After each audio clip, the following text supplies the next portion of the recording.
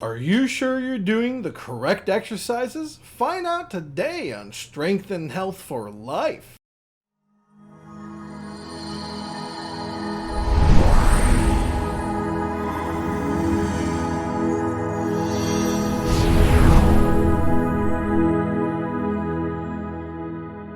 Hey guys, welcome to yet another beautiful day of our wellness journey together. Before we begin, I ask that you smash that like button down below, subscribe to this channel, click the notification bell to receive all alerts, and watch the video all the way through. Also, if there are any topics that you'd like to see in this channel, please leave those suggestions in the comment section below. By the way, if you'd like to point your life in the direction that is on your own terms, then I recommend that you take action now and click that first link in the description to learn how. So today, with many of us either working out from home or going to the gym on our own, now that things have gotten a little bit better, you may decide to be doing certain exercises, but the truth is you may be doing the wrong ones that have a higher risk of damaging your body. Therefore, today we're going to go over 5 exercises that you should avoid and what you can replace them with. Number 1, the behind the head lat pull downs. I will guarantee you, if you go to the gym anywhere, you're going to find at least one person doing this exercise, although it's extremely dangerous and you could cause injury to yourself quite easily. The reason for this is twofold. First, you're not getting the proper exercise anyway, and it's just not as effective as a normal pull down. And number 2, with every rep, you're damaging your back muscles and your spine, which I don't know if you know, but you need that to live. Let me correct myself.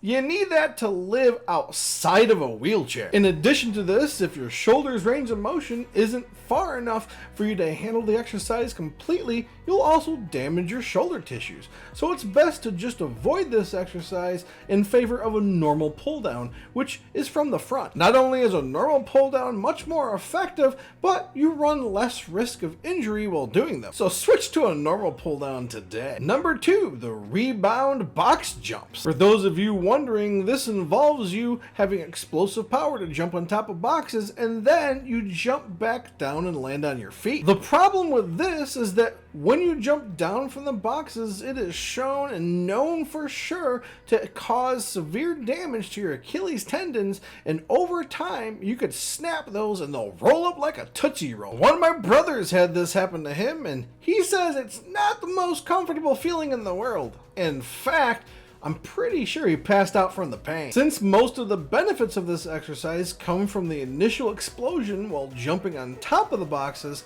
and that's actually the safest part of the exercise, but it is recommended to replace this with the jump on top and one step down in order to prevent yourself from impacting your Achilles heel. All that means is that you'll explosively jump on top of the boxes and take one step down before repeating the processes, rather than jumping down and absorbing that extra impact in your tendon. Number 3, the straight leg deadlift. This is actually a really good exercise as it works out all the major muscle groups, but the downside is that if you even mess up your form just a tiny bit, you could cause severe injury to a part of your body. So rather than telling you to replace this, I would rather instruct you on how to do it properly to make sure you remain in good form. So what you're going to do is when you bend forward, you're going to keep your back completely straight from your head down to your lower back. That way your lower back is not doing any of the lifting, which means you want to be lifting with your legs, not any of your back. So keep your back as straight as absolute possible. And remember, if you can't do this exercise in absolute perfect form,